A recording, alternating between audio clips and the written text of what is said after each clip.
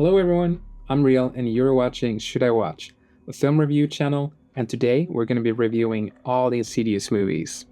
So let's start off with the first one. This review might include some spoilers, so just letting you know. Insidious is a terrifying story of a family who shortly after moving finds their son in a coma one morning.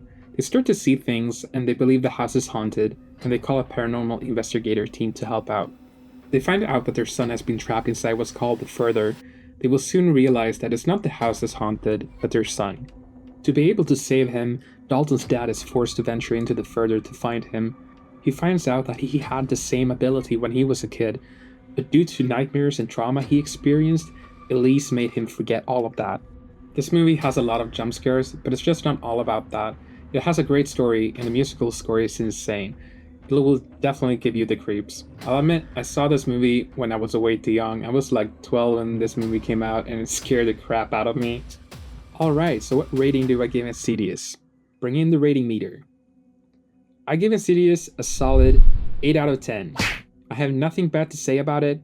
It's scary, it's one of the best, it's a must watch for horror fans. Move on to the next movie, which is Insidious Chapter 2. I really love how this sequel starts right where we left off. The first movie ended with a huge shock that Josh killed Elise and never made it back in time. Elise took a photo of Josh and saw that it was not him that made it back into his body, but a parasite, or more known as the Bride in Black. This entity has followed Josh ever since he was a kid. Elise made him forget, but the parasite never left.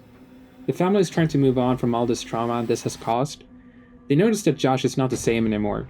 They contact a close friend of Elise, Carl, a medium that will try to help them bring back the real Josh. But is it too late?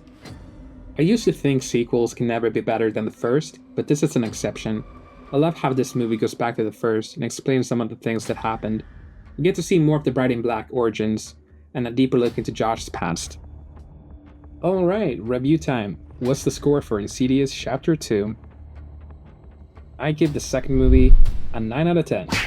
I know some might think this is too high, but for me it really is that good. Let me know down below what you think. Moving on to Insidious Chapter 3.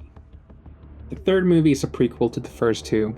We follow a girl called Quinn. She tries to reach out to her dead mom, but something else comes back. She will soon realize that she is haunted by an entity. This entity doesn't want to take over the host like the Bride in Black wanted, but bring over the host to the dead world instead. I'm not a huge fan of this creature, since I didn't find it as scary as the first two, and its backstory isn't all that interesting. We do have some familiar faces in this movie, like Elise and the paranormal investigator team. It's fun to see them team up for the first time, and how they started working together. Even though there are some really crazy jump scares and disturbing images, it just isn't as good as the first two. I like how we get to see new cases the team took on, but it just doesn't live up to the expectations. Could this be the downfall of the Insidious franchise? Let's find out.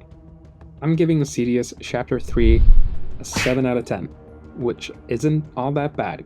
It just isn't as good as the first two. Alright, on to the fourth movie, Insidious The Last Key. This movie takes place before the haunting of the Lamberts, and after Chapter 3. We get to follow young Elise and her childhood. We get to see how she used her powers as a kid, and how her abusive father tried to forbid her from using it. We step into present times, and there's a new family that moved into her childhood house. Even though Elise said it was her last time stepping into the Further after helping Quinn, she decided to do it once more. We find out that the monster with keys for fingers is the one that's been haunting everyone who moved into their house, taking over the host and changing them, making them hateful, abusive, making them do terrible things. Elise's dad was one of the hosts. The first time I saw the movie, I hated it. I thought it was so bad. A few years later, and I couldn't even remember what it was about. That's how memorable it was. I still decided to rewatch it before doing this review, and I gotta say, it's not as bad as I've remembered it. It's not great, but far from being bad. But I would understand if this movie would have been the end of the franchise. So what's the score for Insidious The Last Key? I'm giving it a 6 out of 10. The story is kinda weak, but the rest is alright. I don't blame you if you don't want to watch this movie. Let's review the last movie of the franchise, which is Insidious The Red Door. We're finally getting a movie with the Lambert family again. This time Dalton and everyone else is grown up. Dalton has had a rough relationship with its dad, but not entirely sure how it all started.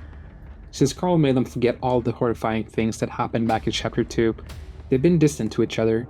Josh tries to get closer to Dalton, but they just don't understand each other anymore, and everything just comes out wrong. Dalton still has the memories from his past, but they're buried so deep. He needs to find out what happened to be able to move on. But is he ready to bring all that trauma back into his life and access to the further?